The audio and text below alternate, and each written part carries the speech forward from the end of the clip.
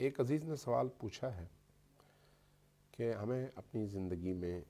توفیق حاصل کرنے کے لیے اور کامیابیاں حاصل کرنے کے لیے کیا کرنا چاہیے۔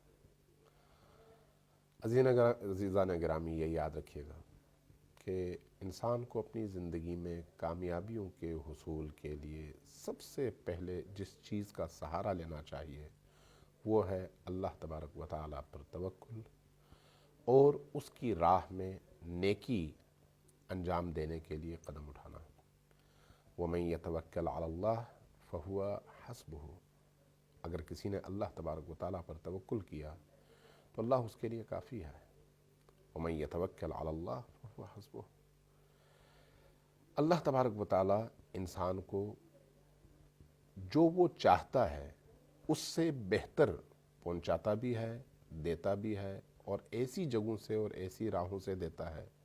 جس کا اس نے اپنی زندگی میں کبھی سوچا بھی نہیں ہوتا۔ لیکن کب؟ جب وہ نیکی کی راہ پہ قائم و دائم رہے، جب وہ برائیوں سے اجتناب کرے، جب وہ اپنے آپ کو غلط چیزوں سے پاک اور پاکیزہ رکھے،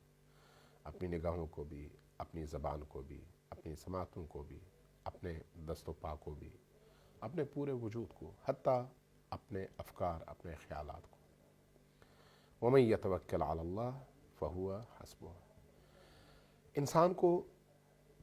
سعادت چاہے وہ دنیاوی ہو چاہے وہ اخروی ہو، اس تک پہنچنے کے لیے اللہ سے کاروبار کرنا چاہیے، اللہ سے لین دین کرنا چاہیے، اللہ سے وہ عہد کرے کہ بارالہ میں تیری راہ میں یہ کام انجام دیتا ہوں، تو میرے لیے وہ کر جو میرے لیے بہتر ہے۔ آپ یقین جانیے اللہ تبارک و تعالیٰ کا وعدہ یہ ہے کہ وہ دیتا ہے اپنے بندوں کو۔ رہبر انقلاب فرماتے ہیں کہ میری زندگی میں اگر کوئی کامیابی ہے تو اس کامیابی کی وجہ میری جوانی اور میرے ابتدائی طالب علمی کے دور میں کی ہوئی نیکیوں کی طرف پلٹتی ہے۔ اگر وہ نیکیاں نہ ہوتیں تو اللہ کی طرف سے مجھے اس طرح کی سعادت اور کامیابی بھی نہ ملتی۔ یہ ایک حقیقت ہے۔ وہ اپنی مثال دیتے ہیں، کہتے ہیں کہ میں قم میں تھا، پڑھ رہا تھا، قم میرا اوڑھنا بچھونا تھا، علم سے محبت، مرکز علم سے محبت، حضرت معصومہ سلام اللہ علیہا کے حرم سے محبت، اساتذہ کی خدمت میں پہنچنے کی توفیق، جو کچھ مجھے قم میں نظر آ رہا تھا، میں محسوس کر رہا تھا کہ میری دنیا اور میری آخرت دونوں کی کامیابی کی بنیاد قم میں رہنا ہے۔ وہ فرماتے ہیں اس دوران میں میرے والد محترم، ان کی آنکھیں خراب ہوئیں اور ڈاکٹر کے پاس لے جانا پڑا، بار بار جانا، ڈاکٹر کے پاس لے کر جانا اور دکھانا۔ آخر کار ڈاکٹرز نے کہا کہ اب اگر ان کی طرف خصوصی توجہ نہ دی گئی تو ان کی بینائی جا سکتی ہے، اور اگر ان کی بینائی چلی گئی تو پھر یہ دیکھنے سے محروم ہو جائیں گے۔ حضرت رہبر معظم فرماتے ہیں کہ میں نوجوان تھا، میں سوچ میں پڑ گیا کہ اگر میں والد کی تیمارداری اور خدمت کے لیے اپنے آپ کو وقف کر دیتا ہوں تو قم سے محروم ہو جاتا ہوں، جبکہ قم میرے لیے اوڑھنا بچھونا ہے، میرے لیے زندگی اور موت ہے، میرے لیے دنیا اور آخرت دونوں کی سعادت کا باعث ہے۔ اگر میں قم کو چھوڑ دوں تو دنیا سے بھی جاتا ہوں اور آخرت سے بھی جاتا ہوں، اور اگر قم میں رہوں تو پھر والد کی خدمت سے میں محروم ہو جاتا ہوں، میں کیا کروں؟ فرماتے ہیں کہ میں سوچتے سوچتے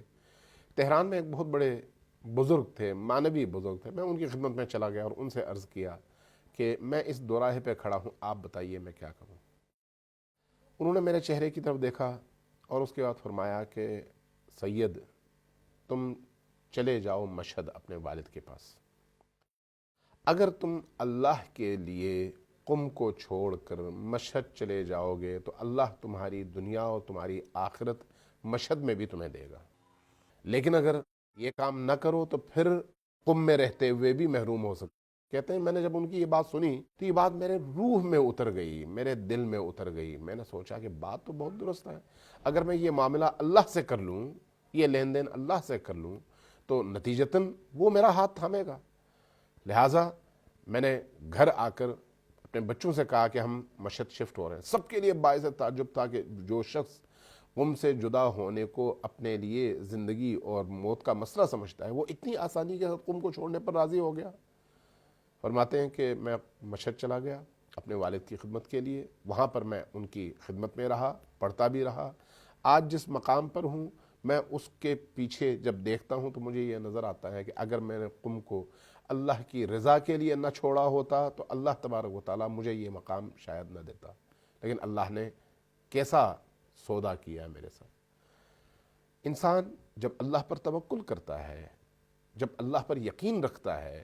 اور جب اللہ کی راہ میں اسی کی رضا کے لیے قدم اٹھاتا ہے، تو پھر اللہ بھی اس کی راہ میں موجود رکاوٹوں کو دور کر دیتا ہے اور بند دروازے اس کے لیے کھول دیتا ہے۔ اس لیے مطمئن رہیے، اللہ پر توکل کیجئے، اللہ کی طرف دوستی کا ہاتھ بڑھائیے، اللہ کی طرف محبت کا ہاتھ بڑھائیے، تنہائیوں میں اللہ سے گفتگو کیجئے، تنہائیوں میں اللہ سے اپنے معاملے کو ٹھیک رکھیے۔ اگر اللہ کی مخلوق کے ساتھ آپ نے ٹھیک کیا، اگر اللہ کی مخلوق کے ساتھ آپ کا رویہ اچھا رہا، اگر اللہ کی مخلوق کو آپ نے کوئی نقصان نہیں پہنچایا بلکہ باعث فیض بنے، تو یقین جانیے اللہ بھی اپنے ایسے بندوں کو کبھی بھی تنہا نہیں چھوڑتا، چاہے پوری دنیا ان کے مقابلے میں کھڑی ہو جائے، ایسے بندوں کا ہاتھ تھامتا بھی ہے اور ان کی مدد بھی کرتا ہے۔ والسلام علیکم ورحمۃ اللہ۔